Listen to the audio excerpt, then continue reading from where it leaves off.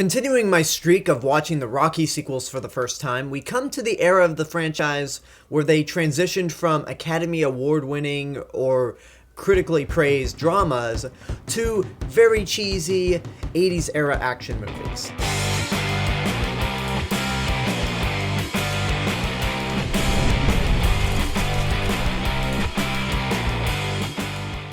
Rocky 3 came out in 1982, and just like Rocky 2, it opens up with a recap of the last movie. When this movie finally starts, it shows Rocky going on a boxing spree, keeping his title as a heavyweight champ. He's no longer poor, and the character has lost a bit of the humbleness that made him so relatable in the first two Rocky movies. But he's still a likable character in the end. He's got everything at his fingertips, everyone loves him, he's a great guy. So around the time he decides to plan retirement, he is soon challenged by this, no better way to describe it, motherfucker named Clubber Lang, who is played by Mr. T.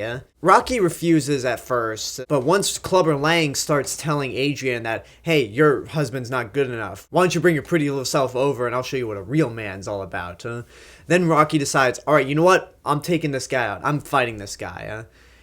And things go about as well as you'd expect, in that they don't go very well. So basically the rest of the movie is Rocky trying to build up his confidence and his strength and reclaim that eye of the tiger he had when fighting Apollo Creed to defeat Clubber Lang. At this point in the Rocky movies, they were no longer about developing the character of Rocky Balboa, because at this point he's a rich celebrity, so he pretty much got his happy ending. This movie basically goes, okay, let's just try to set him up with some really, really tough guy, and just watch the two of them fight. And I gotta say, it's not as good as the first Rocky. None of these movies are by a long shot. But Rocky 3 is definitely a very entertaining movie. I really dug this movie. I didn't love it. I would probably say I like it just as much as Rocky 2. In terms of entertainment value, which movie is actually better though, I'll get to a little later. Sylvester Stallone as Rocky, he's still a likable character. He's not as humble as he was in the first two Rocky movies because again, he's a millionaire now, so there's no way that somebody like me could identify with this character. But he's still likable, and Stallone does have some charisma in this movie. Burgess Meredith as Mickey is once again always great. He's still a trainer for Rocky, but he also tries to act like the father figure, trying to keep Rocky safe, to the point where he says, you cannot face Clubber Lang, he is too aggressive, too angry, he will murder you. And especially after the beating you took when fighting Apollo Creed, I can't let you go through another serious beatdown like you did before. But of course, Rocky says, you know what, I'm gonna fight this guy. And Mickey does die in this movie.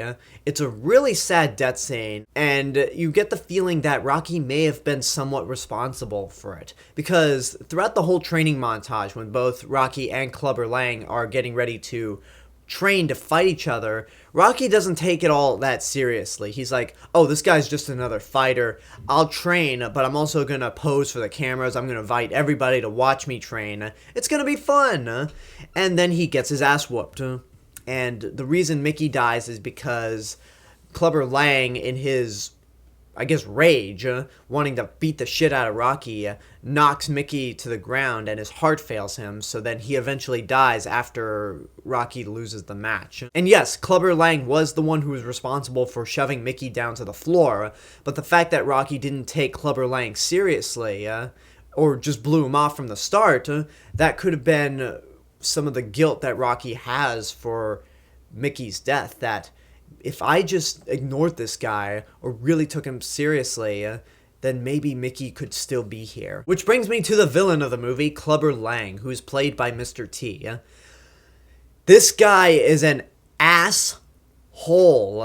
Watching Clubber Lang in this movie, I mean, Mr. T is great. He's very over the top in the role. The way he plays Clubber Lang is this egotistical maniac who thinks everyone around him is pathetic, and you just hate this guy so much. He goes around telling people to shut up.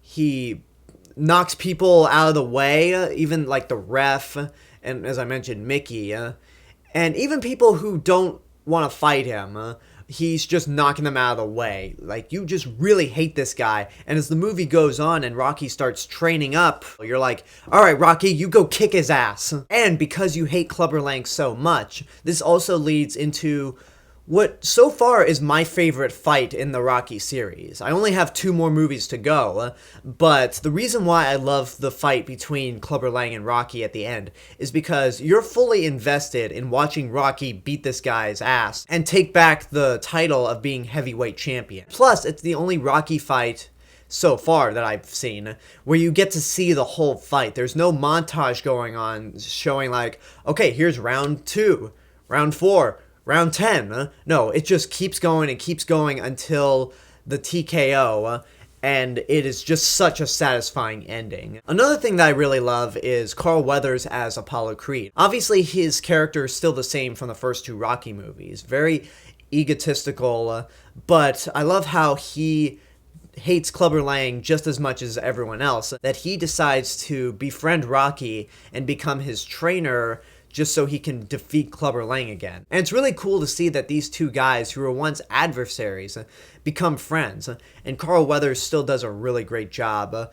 And Apollo Creed is just a really great character. And the biggest inspirational phrase that comes out of Apollo when training Rocky is that when Rocky fought Apollo Creed in the first 2 movies, he had that Eye of the Tiger. And Eye of the Tiger is also the theme song written by Survivor, which is a really great song. It got nominated for an Academy Award. And next to Gonna Fly Now, it's probably the go-to song for when you're doing a training montage or any kind of montage at all. It's just something that really gets you pumped up to go work out and just be a better person than you already are. So what don't I like about the movie? Well, it does take a long time for the actual plot to get going. The movie runs for about 25 minutes before the actual plot kicks in, with conflict between Rocky and Clubber Lang. I mean, the first 25 minutes of the movie are entertaining. There's this really pointless wrestler versus boxer match for charity that goes on, where Rocky basically fights this giant wrestler named Thunderlips, played by Hulk Hogan. It has no purpose in the movie, it doesn't have anything to do with the plot at all, but it is a really entertaining fight, and Hulk Hogan, who I know is very unpopular these days, is entertaining in this movie. I really did enjoy that sequence next to the Rocky versus Clubber Lang fight at the end. The movie is also very predictable, which this is probably the last time I'm going to address that as a complaint, because that's just kind of the way the Rocky movies play out. They fall into the realm of predictability, but I think what matters in the end is, are you entertained? Are you entertained, and are you at least invested in what's going on? And if the answer is yes, then it's a little easier to forgive a movie that's very predictable and you can map out where it's going. I mean, that's how I feel personally. And if I'm not enjoying a movie that's predictable, then it just plain sucks. But Rocky 3 is a very entertaining movie. I enjoyed it just as much as Rocky 2, but I will admit that Rocky 2 is a more well-made movie. It had more emotional moments to it, and it was a great follow-up to the first movie. This one, while it has more entertainment value to it, it is more of an action movie, and it kind of loses the humbleness that the first Rocky movie had, and the second one to an extent. So for that reason, I'm going to say Rocky 3 is a good movie, not a great movie. It definitely has its entertaining moments, and it's a short movie. It's well paced. Even if it starts out slow in the first 25 minutes, you're never bored, and I definitely think by the end of this movie, you'll once again be going, Rocky, Rocky, Rocky. I know I was. So Rocky 3, I really enjoyed this one, not as much as Rocky 1. And that's my review for Rocky 3. Next week is going to be my review for Rocky 4, which, oh boy, this is going to be interesting because I have heard a lot about this one. But until then, I hope you enjoyed this review. Leave a comment down below and tell me what your thoughts are on the movie, if and when you've seen it. And as always, this is the real Mr. Robinson telling you there's only one.